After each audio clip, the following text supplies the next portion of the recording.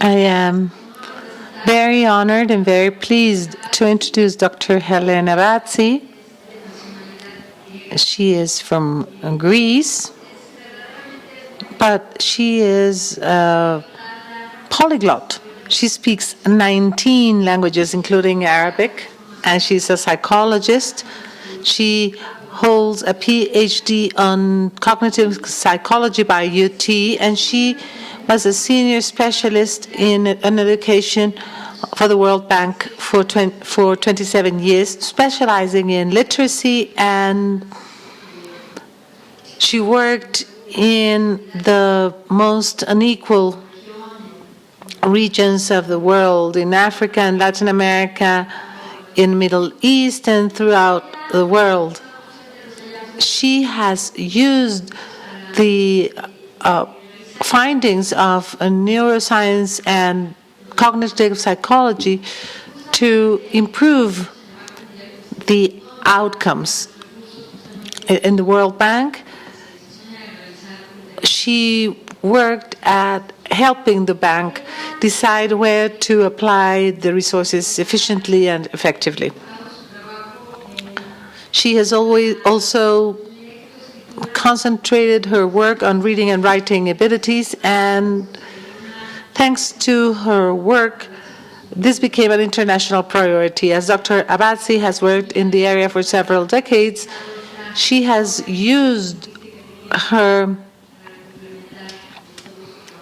ability to supplement her work. She has been an author of several papers, and she has a publication which is the most renowned called Efficient Learning for the Poor, and she's working with UT at Arlington as a researcher and a professor, and she is interested in the development of mathematical and reading and writing abilities and Arabic. I would like to give Dr. Abadzi the floor now.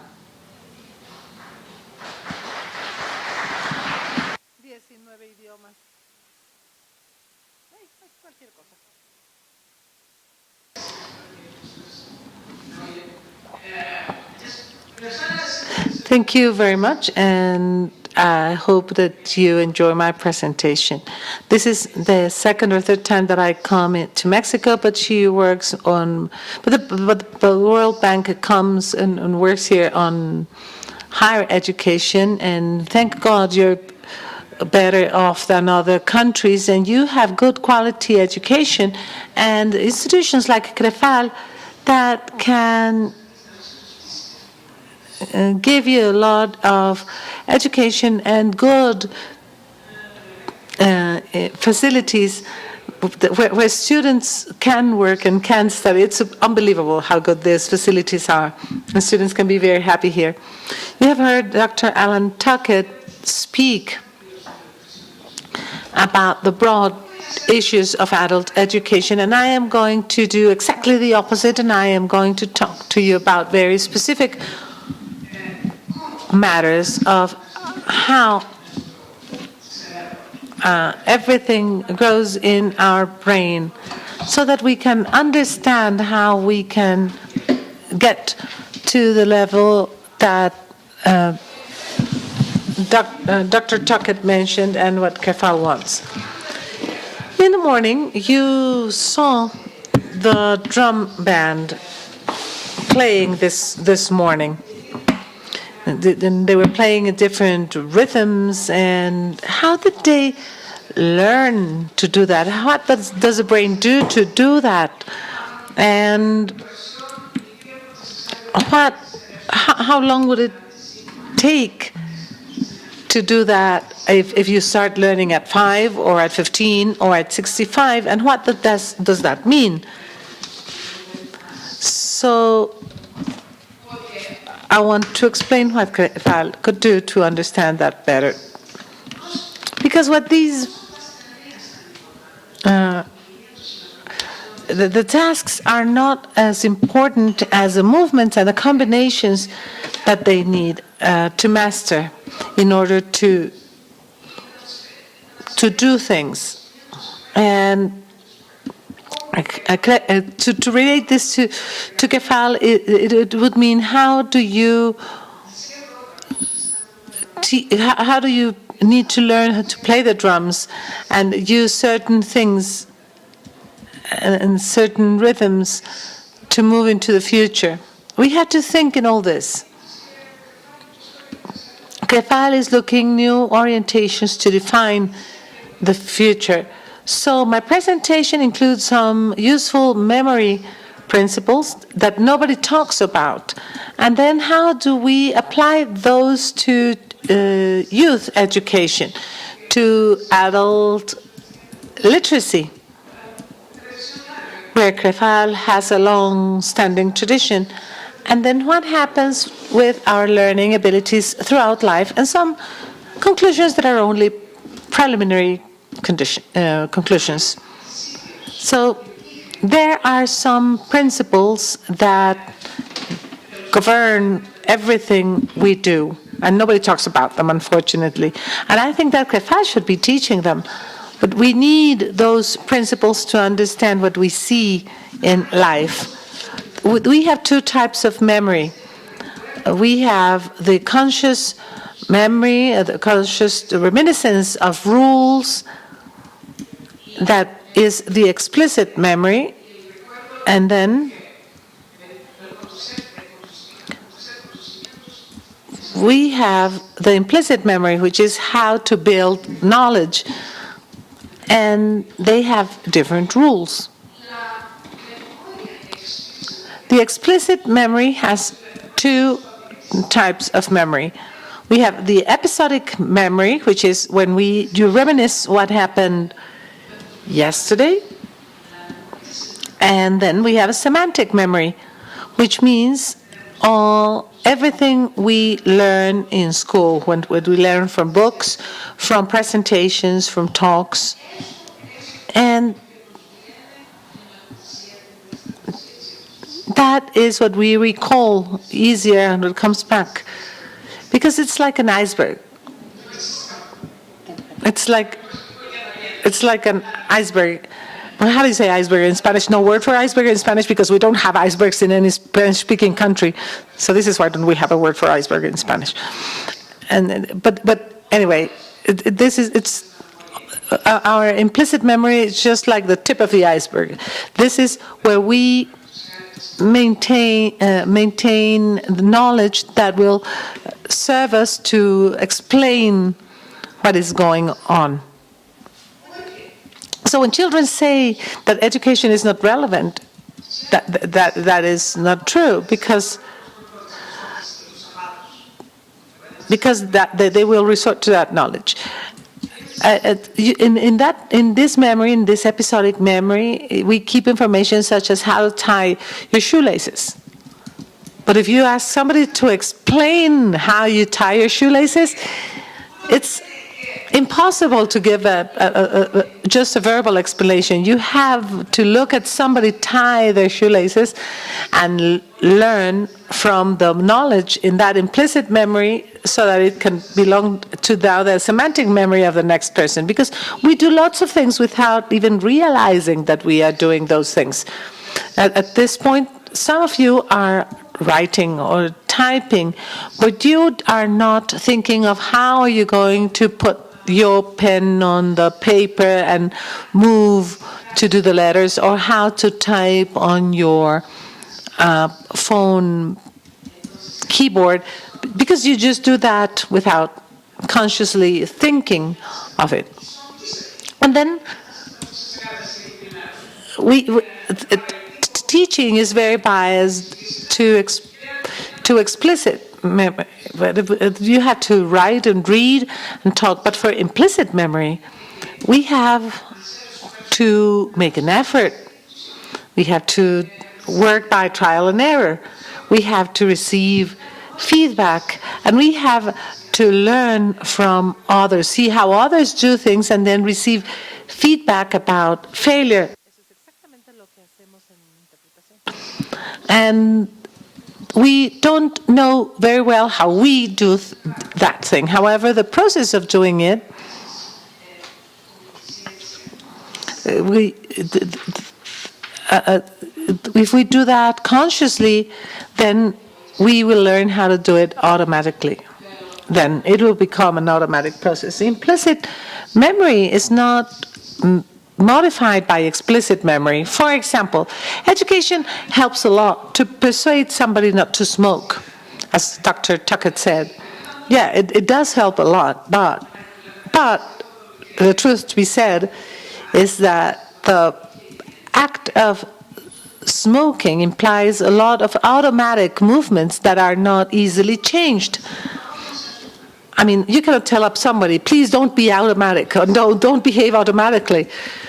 And that is a huge problem that we have not been able to figure out solutions for.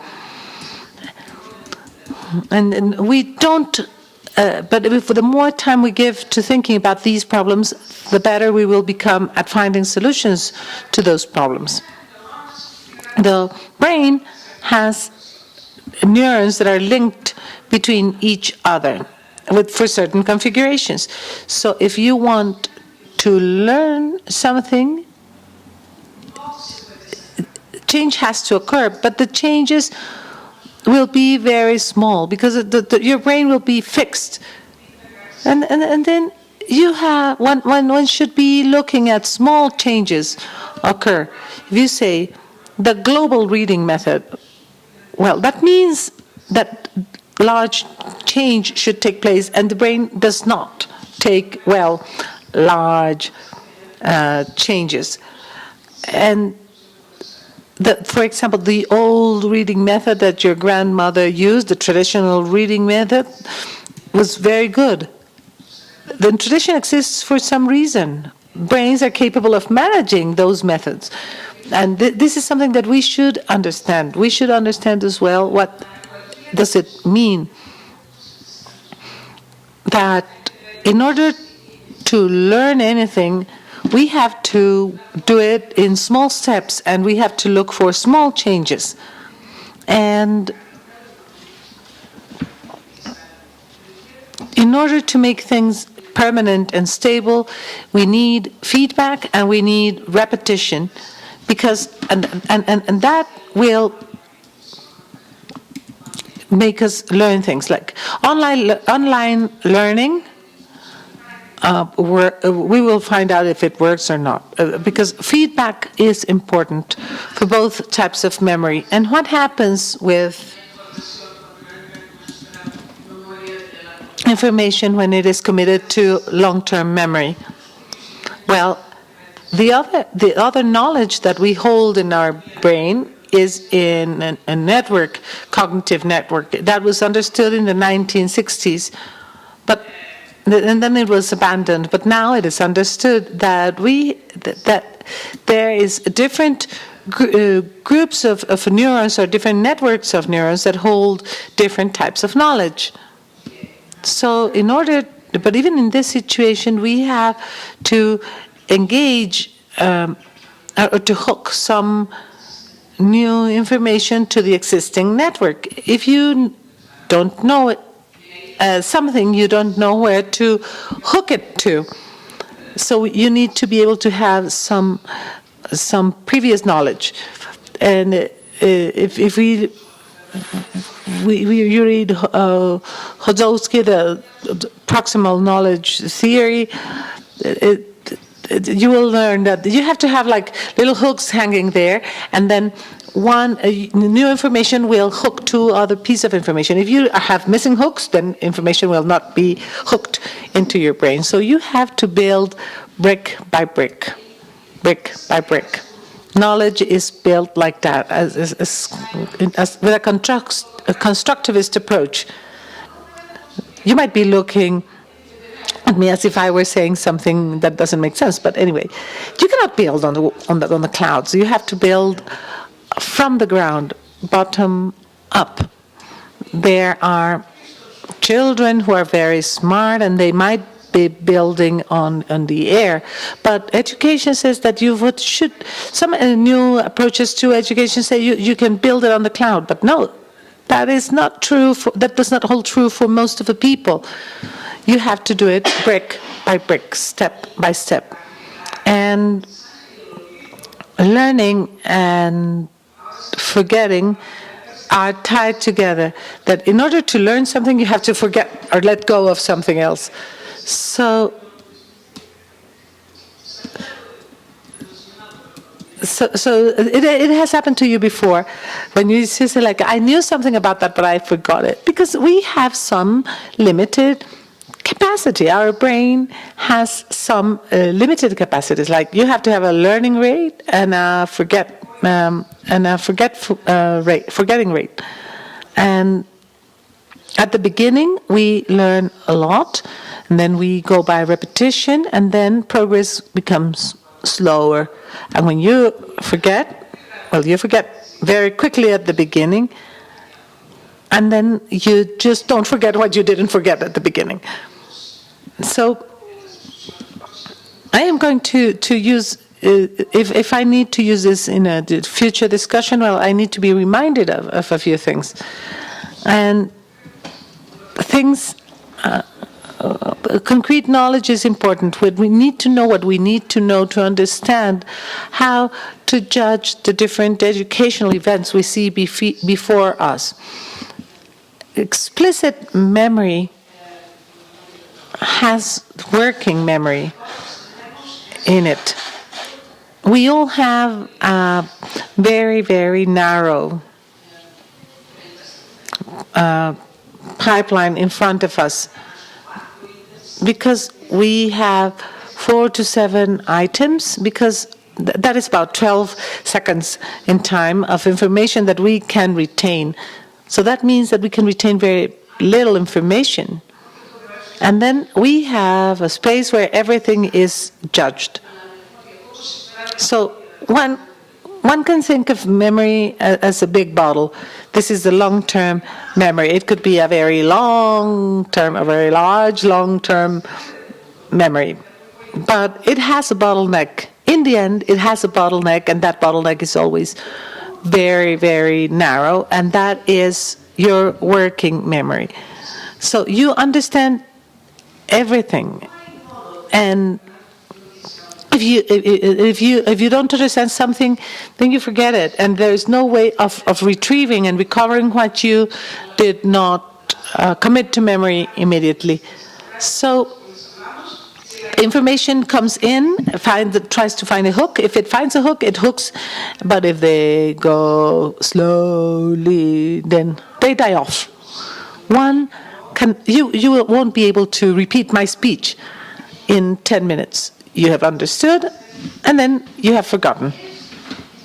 That is the situation. And this is very, very important.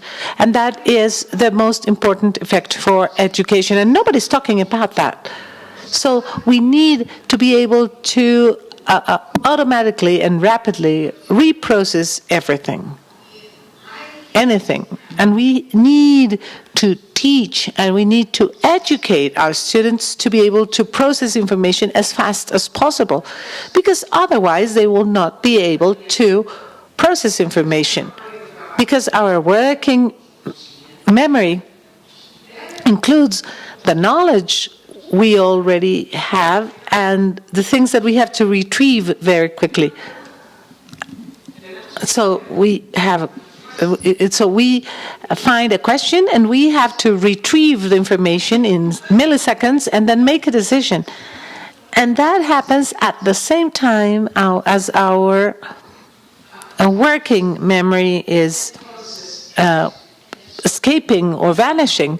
So this is a huge finding. Children in first grade should be counting and making right or correct mathematical operations, at least 10 per minute. And in third grade, they should be able to process 20 arithmetic operations, and they should be able to read 45 words per second. They should be able to open the computer and do it in milliseconds. Those are the things that they say, this is so narrow, this is no education, this is not traditional, this is no... Many times I have had discussions with other, with educators in the ministries of education, but Unfortunately, this is what our memory is asking for, and there is no way out. We cannot just fight with our DNA to change our memory, the working memory duration. It is what it is. Then we see digital literacy. What does digital literacy mean? Because we have many types of literacies, right? But digital literacy is high-speed reading. For example, you need to be able to read 300 words per minute in a very small screen. And then within milliseconds, you have to retrieve the whole knowledge. And then you have to have immediate retrieval, immediate knowledge of vocabulary, and then we have to work with to tell when something is misleading and when something is fake. And we are not trained to be able to tell fake from true when we have so much information to process. And if you are able to understand these principles, then it will be easier. We have to understand situations. The system is done in order to have a very narrow working memory, because organisms have to react very fast in case there is some danger. 10,000 years ago, if there was a panther, we needed to run away. And this is why working memory is very useful. We need to have learned mechanisms acting fast. So all of this is done taking into account small units and linking them by practices, whether there are movements, letters, figures, movements in your mobile phones. Link these units with practice and feedback results in a larger unit. So this is a word, or this is a mathematical operation, 2 plus 2. You start linking these units and they become larger units. The great difference with all of this is that this act takes consciousness actions from our explicit memory and then become implicit memories. And then we don't know what we are doing. So what you are doing now, what you are doing when you are working in a computer or you are digging with a pail, something, those are automated units separated by conscious thoughts. And then it's another automated unit. Then we think a little bit more and we do other things. And this is the mix of implicit and explicit memory. The main difference is that we don't realize about automated units. When we talk about education, we talk about wide ideas. But education is based on this and implies this blessing practice. Children are wondering or challenging, how come we have to learn this? It's very boring. Explain this to me. And no one can explain this to children. If you don't do algebra today, tomorrow you are going to be tricked with your calculations for your mortgage, because mathematical calculations are difficult to learn. So it's worthwhile to understand all of this in order to explain it. And for this, we need practice, exercises, feedback, a lot of time repeating these operations, and of course, application. But brain doesn't talk to us. Don't ask us if we want to do it or not, because we have units with practice, with larger units with practices that go to different parts of cognitive networks. And we need to have ready all this immediate reserve. I'm going to be talking about some of the applications for all of this. Young people out of school. Thanks God, your young people can read. In the US, they say that they are illiterate, but they are not. They have some illiteracy, yes, but we are talking about elder people. The thing is that many of these young people didn't accomplish well at school, and now they are going to have vocational education. We are going to prepare them to life and for work. It's good that they read, but they are not automated in mathematics. They cannot work with estimates or larger numbers. Units conversions. If they have liters, how many tons they are. They read slowly. And a lot of them have had behavioral issues because they didn't have enough time to read. When you read slowly, when you do calculations slowly, means that your working memory is full with details and can make no decisions. And with all of this, we're going to be affected later on. That's why the Mexican system, that is not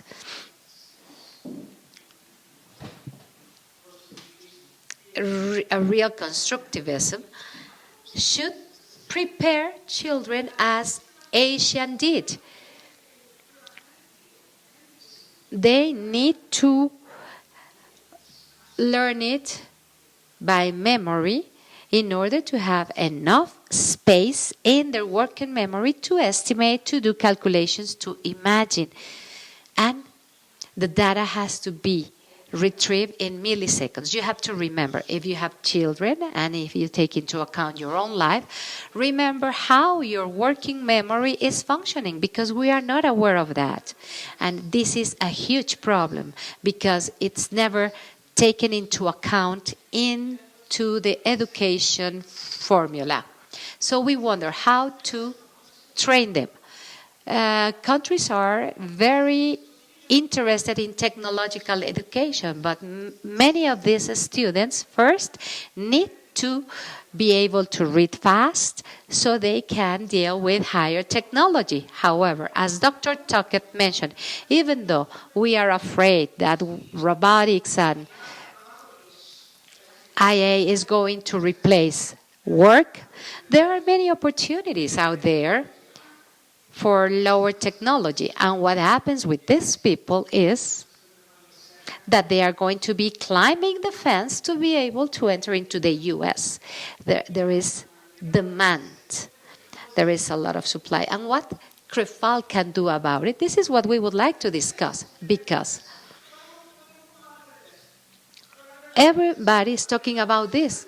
Why do they climb the fence? Because they want to be computing engineers, not to be cleaning houses. So it's important to understand that we need to train people for lower technology works as well, so they can accomplish. This is an example. This is a situation in which I was involved 2 weeks ago. Somebody gave me a phone number, and they told me, call to these Mexican people from Cochabamba, and there was a Russian guy there, which fence was full. So I was talking to a Mexican from Cochabamba to fix his fence. This person has been in the US for 3 months, and 2 people came. They bought some goods, some sticks, and they put up this fence and they fixed the fence. And he said, this is what we expect from a Mexican to be able to do. So think about it in positive terms. implicit memory. The implicit memory that they had, that these young people had, they could read, they drove, they were able to pass their driving course, they were able to buy materials, and they were able to use implicit memory to do things. One was watching and the other one was doing the thing. And they restored the fence, and it seemed very logical. This is very important because how much did they get paid for a 2-hour job? He received $450. And I was concerned.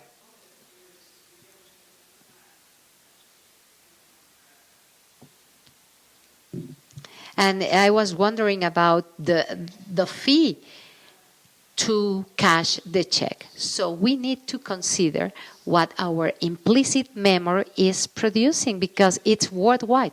And I would like to have a debate on this because everybody is talking about memory and the higher technology and education. But why do we have this situation? Gender on vocational education is linked to what I mentioned to you before. Some years ago, a lifelong learning program in Mexico was received an award by UNESCO. I was part of the juror. This is going to be my last year. What are women and men doing in these images? Men are dealing with all these activities and procedures of implicit memory, and they were going to make $400 and $450 if they want. And this is the educational model for life. What are women doing? Literacy. And I'm going to be talking about this because unfortunately it's not working. So, where does the root problem lays? Because it's not improving. And we have problems with this situation. And I apologize, but I have to go back to other slides. Professional preparation for young people. It's a great problem. It's a nightmare for me because when I was young, I went to Paraguay and I was asking women, why don't you want to be a plumber? And today in Iraq, they want to be plumbers because there are no men. And they say, no, we want to grow flowers. Come on, and where are you going to sell the flowers? This is the situation. They asked, we want to bake cakes. And who are the people that are going to buy your cakes? Who wants cakes? So this is the situation, that we don't think about that. We don't have answers for that. We have explanations for this because it's about evolutional psychology around the reproductive ages. Woman has to be chosen by men that are looking for women that behave in such a way that helped them to survive 10,000 years ago. So how to bring forward all this information, because all this has a lot of influence in non-traditional activities for women. If a woman decides to have a non-traditional activity, and thanks God, things have changed a lot in traditional matters. But if a woman wants to become a plumber or a driver of a caterpillar, this type of jobs means that no men are going to love them. Only desperate women that have a husband or have no future make this type of decisions. Besides, women are sexually harassed because men want to throw them out of their jobs. And there are explanations for this. And we have to face this problem. Suddenly, education out of a job is broken down in women and men activities that make no sense and that we don't know what to do about them. And besides, there is another component. There are a lot of jobs that require men, and men want to work with strong men. There are many explanations for that, and somehow we have to deal with this. So we better understand all these psychology issues, all these science issues, to see if we can overcome these situations, because otherwise, in the vast majority of the countries, women have few occupations. The less traditional ones are fewer, and larger list for occupations for men, in which women are not included. We have to deal with this. We think about memory again, and we have to add the concept for evolutionary psychology. There is another concept, literacy in 21st century. This is the focus of my life. And this is the Abadzi phenomena.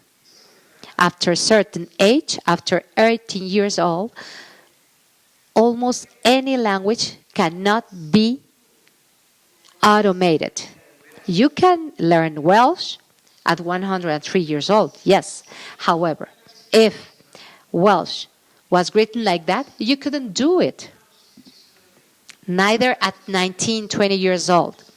How many of you, after or in your adult age, have you learned a writing, not a new language? Something like this.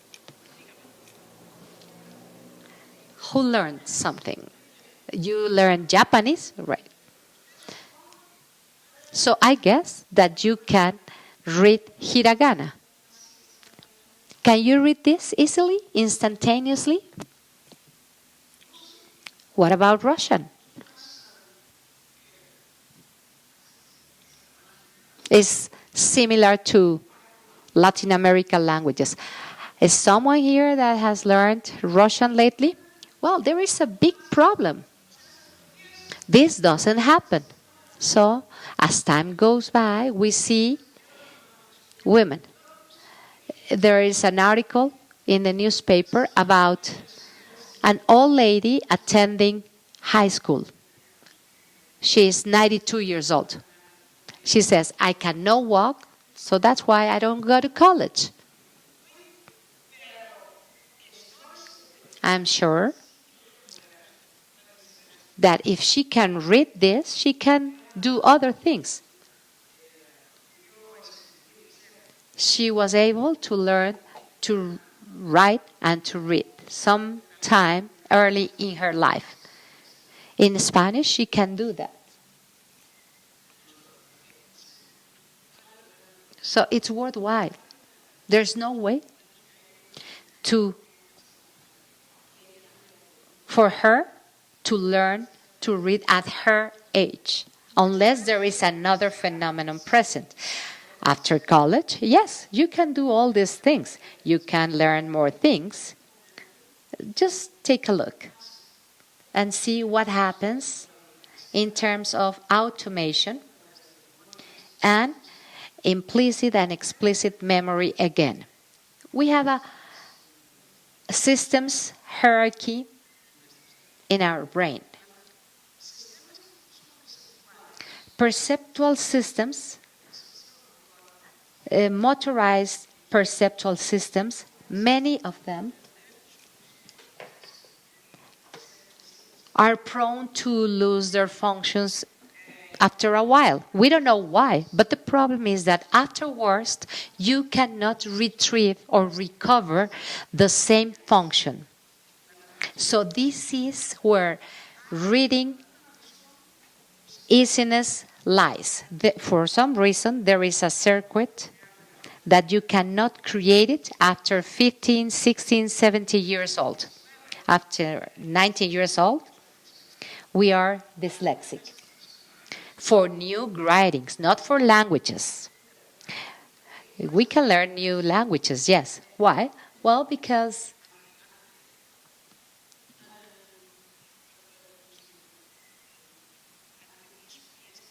athletics and this type of activities are prone to disappear as well.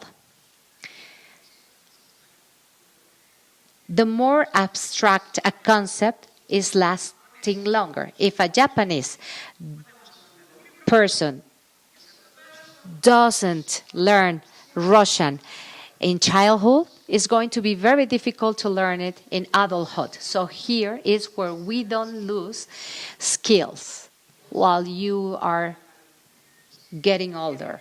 And I'm going to talk about that in a moment. Why? Because this is happening. This is slowly changing.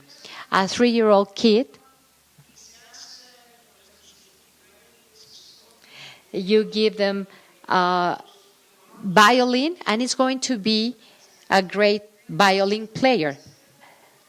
Nerve cells can do that. But if you are 18 years old, you can't do that, let alone 25 years old. And after retirement, it's almost impossible. We don't know why. But unfortunately, automated literacy comes from these perceptive circuits that are affected. And sometimes we see this athletic performance. In internet, you can find the video of an 85-year-old lady. But tell me, when does she learn these movements? She was a sports instructor, a sports trainer. She had already automated all these movements long before. So this is what we have to take into account regarding automation. It's a long story, and this is a very long presentation. But let me stop for a moment.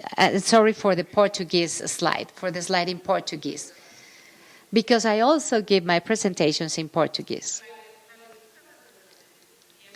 Reading starts with perceptual learning that was made in order to see animals' traits. Music. Do you know how to read music? Well, if you read music, when you read music, you use the same brain functions as writing. For X-rays interpretation or reading, it's exactly the same brain functions. And when you have to interpret what you read, you have to use different parts of your brain. But this is what is happening. Automation has a sensible term. In the brain, we read, the signal goes to the back part of the brain. The signal should reach this part, where there is a part of a brain that recognizes words as faces. And there is a circuit over there that doesn't bring stimuli and inputs as fast, and then it's not going to be understood. I have written different papers regarding this issue. What they can do, what illiterate people can do, is to learn letters. You see, there is a list of shapes, symbols, without being able to consciously understand it. So as you can see, effortless, they can compose this, because somehow this automated process happened, it went out of the consciousness, and then you cannot understand it. So there are thousands of literacy programs, and they deal with frailty and awareness. What do they want to read? They want to read things about improving their life. That's true, but in order to get there, first you have to work with unit by unit for hours. So they can't do it. However, our philosophy gives us this type of books that are functional, that illiterate people cannot process.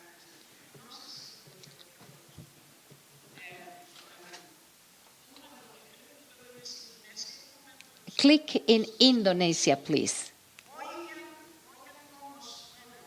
Listen to women, illiterate women, how they sound after 9 months of literacy programs. Tell me how am I doing with my time, please?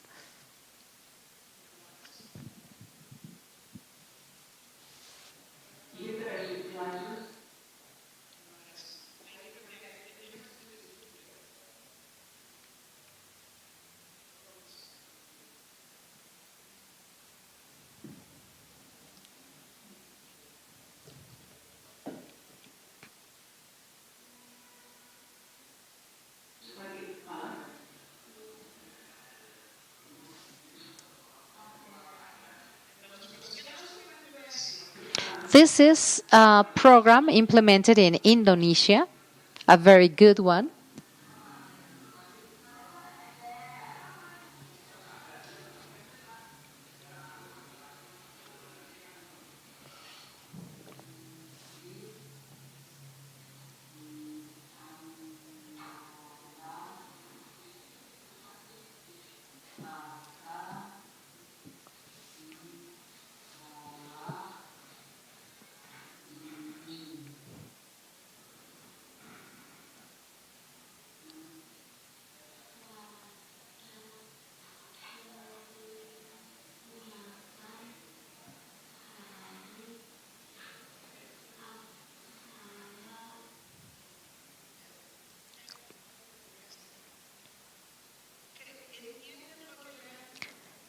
Do you think that they are understanding what they are reading? No, right? Why not? Well, because they are having a very slow signal in the working memory and they cannot hold the memory. It is erased in 12 seconds. In 12 seconds, they read only 2 syllables. And in 12 seconds, you can read paragraph. And then you can retain in your working memory that information to give it so it can make sense.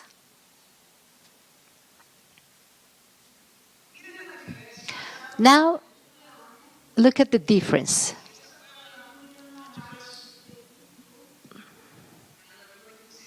She is a 15-year-old girl in Bangladesh.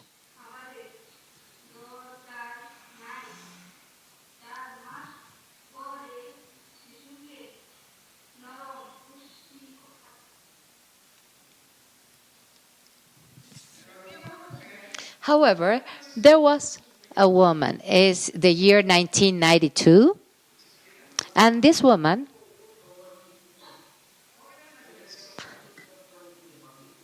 read like this. Listen to the difference.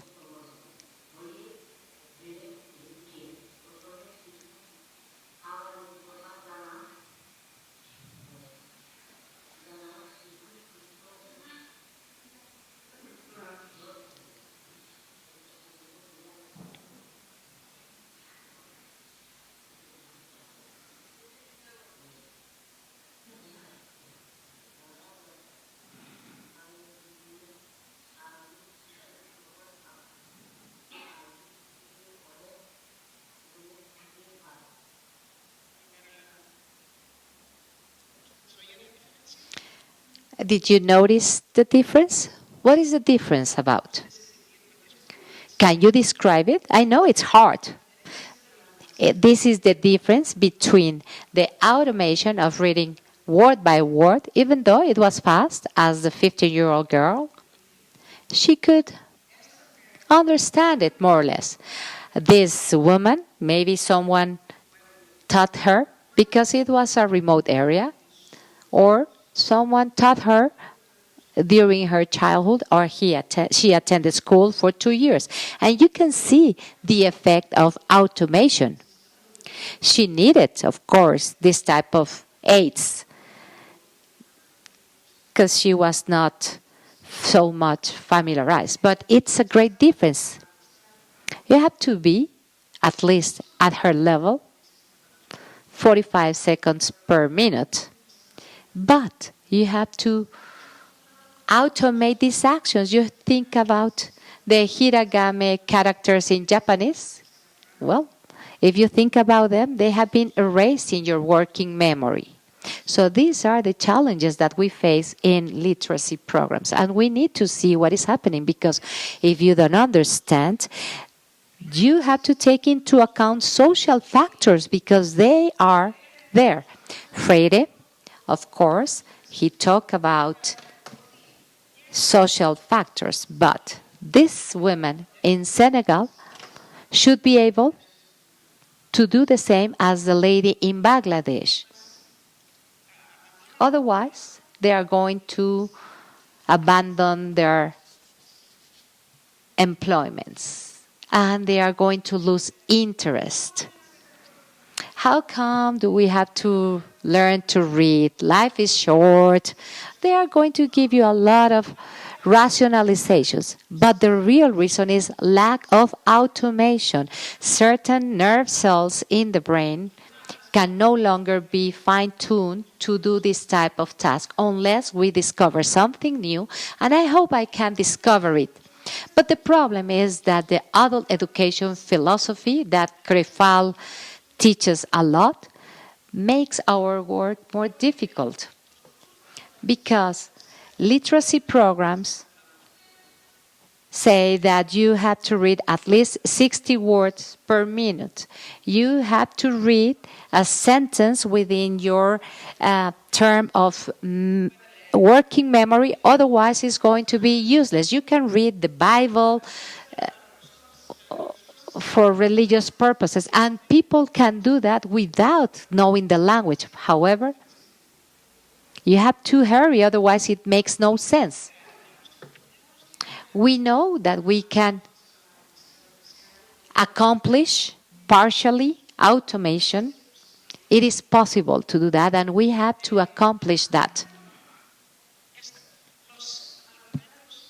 Illiterate people can do mathematics well. Why? Because birds can do mathematic operations and many other animals can do it. So they create courses for reading mathematics. But they need to have interest on learning that. Of course, they need to have interest and the possibility to do it. Women in Liberia were not able to read, or they barely read, but they could do some mathematical operations. This is a challenge for youth. I work with the United Nations Commission for the Aged in New York, and they have financed small programs, $3,000 projects in different parts of the world for literacy programs, and I was included. And they gave us visual parameters for literacy. And the secretary told me the day before yesterday that they can offer to Mexico and to Crefal $3,000 so you can implement this type of courses, taking into account what you already know on implementing efficient automation programs that are mechanical, that there's no philosophy. Let's see if there's someone interested in this. The offer is there, and you can talk to me about that. The third part of my presentation is about how our thinking process changes throughout life, because as Dr. Tuckett said very clearly, when does this or that. But what about adults? I mean, now we are living longer than ever, so we cannot just keep what we have, what we have learned as young people. What are we supposed to do in our later life, in our later years? So we must remember what I have already told you. The more perceptual and the most and movement can be rebrought and retrieved. For example, if you know how to remove a screw or to put a nail on the wall, you can do that. But if you don't know, it will take you longer. How long will it take? Is it worth doing? These are very difficult decisions. When we are trying to learn things that imply semantic memory, that is easier.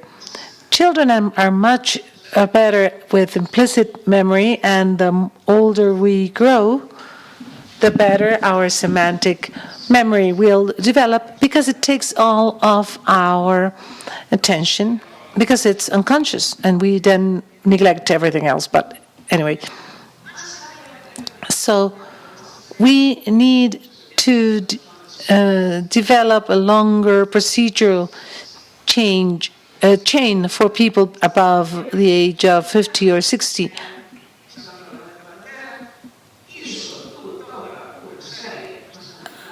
When we looked at when we heard the drums in the morning, then we did not hear any pauses or any when they were changing rhythm. So they learned very quickly, maybe 10 days. But if the drummers had been 50 years old, well, they could have taken 50 days to learn. I mean, the truth is that they would do it, as Dr. Tuckett said. I mean, they're going to push Alzheimer's and dementia to a later stage in their life. But the truth is that middle-aged brains tend to deteriorate a little, to decay a little, because the rate of nerve transition falls as synapses are slower, and then the hippocampus has less sexual hormones, and they learn slower. I worked with my father, who was 100 years old, and I told him, Dad, we need to buy 2 pounds of rice, 2 pounds of rice for €4. So how many euros should we give him? And he said, what was the first number? So that's the rate at which it falls. I mean, and he had no dementia. It's just how working memory decays with aging. So I see it very clearly. There are ways of retrieving something, but we see these trends, and the relevant portions of a brain, and a young brain is looking for information, and with the fMRIs and the neuroimaging, you'll see that a small part of the brain highlights when they are searching for the information that they are looking for. But older brains highlight completely, the whole brain that highlights when they're looking for information. So there is inefficiency. It takes longer. The working memory is occupied with many irrelevant items. And there are certain tasks like letter comparison, letter rotation, pattern comparison that become more difficult and that affect literacy. But then middle-aged adults have more problems with consolidation, with associating words and separating very similar stimuli. With multitasking, it is difficult to respond faster, and they get lost easier in space. And that's normal aging. That's normal aging. Forget Alzheimer's. I mean, it's normal aging. And what does this mean for education? Well, one has to think the losses are not very big. If losses are not very big, maybe 15 or 20%. And there are some adults that have no loss at all, and they are being very carefully studied. People, as the better educated, tend to lose less. Why? Because the brain builds bridges, and they have axioms in different parts of the brain that did not exist before. But illiterate people, I had an illiterate teacher, and my husband had an illiterate teacher as well, that have been subject of my research, and they have problems to make connections. So if you want to age better, then forget about high blood pressure and smoking and diabetes, because all that affects. But there are also some other compensation mechanisms. Vocabulary improves, knowledge improves. People are calmer and happier than when they are younger, and they have more wisdom and they are happier. And if the environment calls for a certain skill, they will learn that skill. I mean, senior citizens learn how to use computers, even if they learn slower. So is it adequate to build, to create an institution or an organization? What would be worth teaching in that organization? Because we see what are the ages at which cognitive skills peak. For example, the fastest processing of information occurs at age 19. And when learning names is at 20 years. Working memory maximizes at 25, 36, and not before. And then face recognition memory in the early 30s. But now I cannot tell one face from another. And then social understanding, what you need to do, occurs after age 45, and then verbal knowledge improves with age. And if you need this, we have the PowerPoint, but this is how small children recognize sets of words. They have a better recall if they have stories in their working memory. They can recognize images. So one should develop these skills before, because they maximize and are lost at a lower rate than other skills like rhetoric reasoning and word lists in short term and long term. I mean, this does have an implication. We have to think in those implications. We have to think about fluent intelligence. Fluent intelligence means processing capacity and larger neurons. And it seems that neurons are, they fall with age. And then picture naming. Who's the person, and how long do you take to name that person, and how accurate your recognition is also decays. However, the understanding of phrases does not change with age. Then mathematical calculations are not as good for children as it is not good for older adults. But people between their 20 and their 40s, they do well.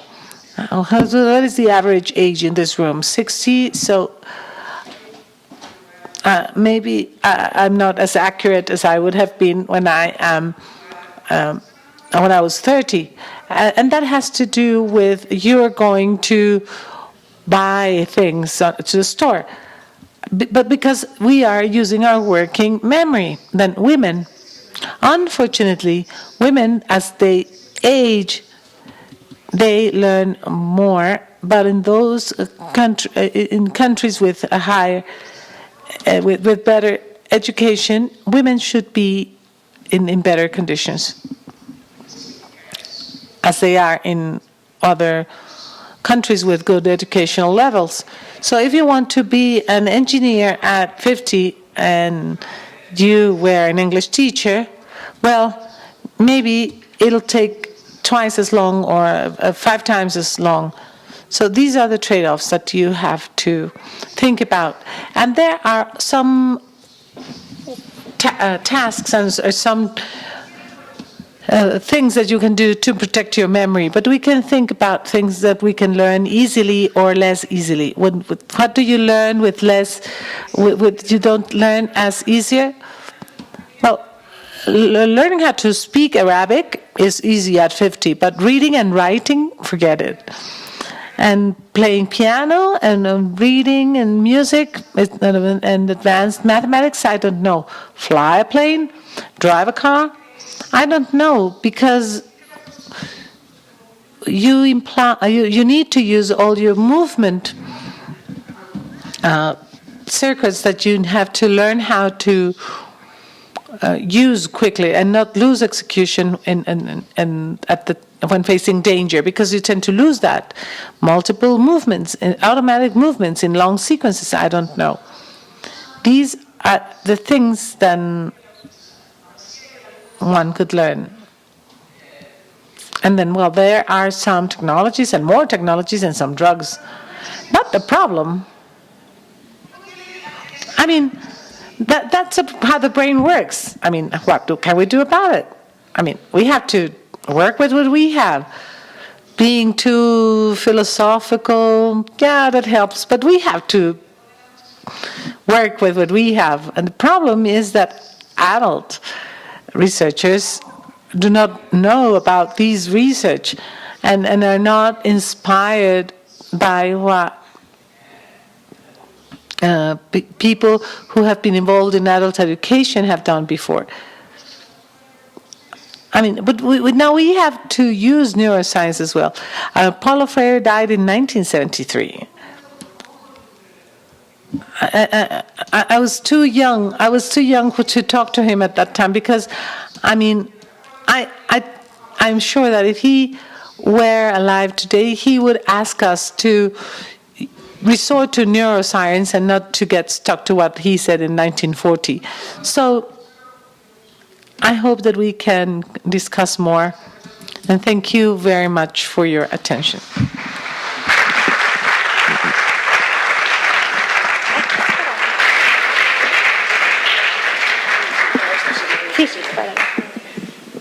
Muchísimas gracias, doctora Helen. Thank you.